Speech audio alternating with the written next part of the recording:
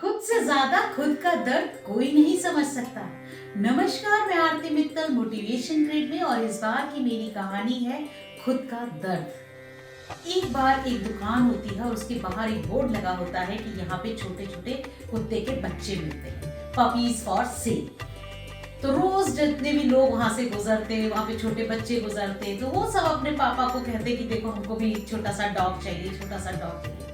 एक बच्चा भी रोज वहां से गुजरता, वो रोज उसको देखता। तो एक दिन वो दुकान में आता है, दुकानदार से पूछता है, दुकानदार भैया यहाँ पे डॉगीज के बच्चे मिलते हैं, डॉग के बच्चे मिलते हैं? तो बोले हाँ। बोले कितने का मिल जाएगा? तो बोले कम से कम 2000 से 3000 का मिल जाएगा तुम्हें। तो वो सोच में पड़ जाता है।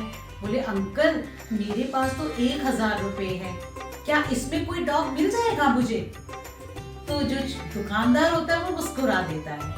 तभी जो है वहां अंदर से एक औरत निकलती है, जो छोटे छोटे कनल बनाए हुए थे, बच्चों के कुत्ते के घर बनाए हुए थे, उसमें से औरत निकलती है। उसके पीछे छोटे छोटे छोटे छोटे बिल्कुल गोले, रुई के गोले जैसे 2-3 डॉग के बच्चे निकलते हैं। बाकी सारे उसके पीछे पीछे भाग रहे होते हैं, लेकिन एक छोटा सा डॉग का बच्चा जो होता है, जो पपी होता है, वो थोड़ा सा धीरे धीरे धीरे धीरे चल रहा होता है। तो वो बच्चा उससे दुकानदार से पूछा, अंकल इस डॉग को क्या हुआ है? बोले इस डॉग को जो वेटरनरी डॉक्टर ने चेक किया है तो उसने कहा है कि इसका जो हिप का जो सॉकेट है वो है ही नहीं इसके, तो ये इसी तरह से चलता है।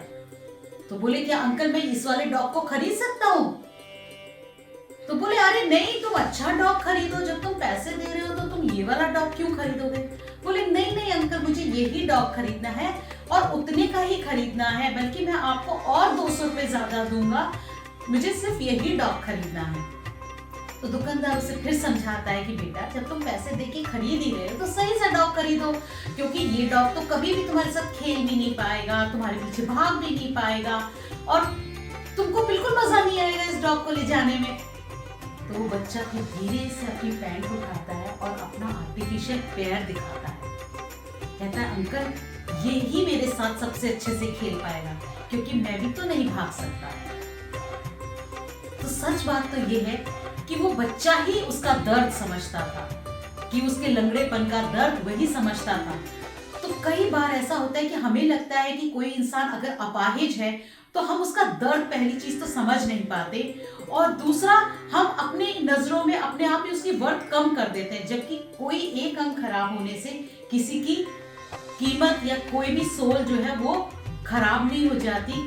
फिर मिलेंगे नई कहानी के साथ, तब तक आपका दिन शुभ।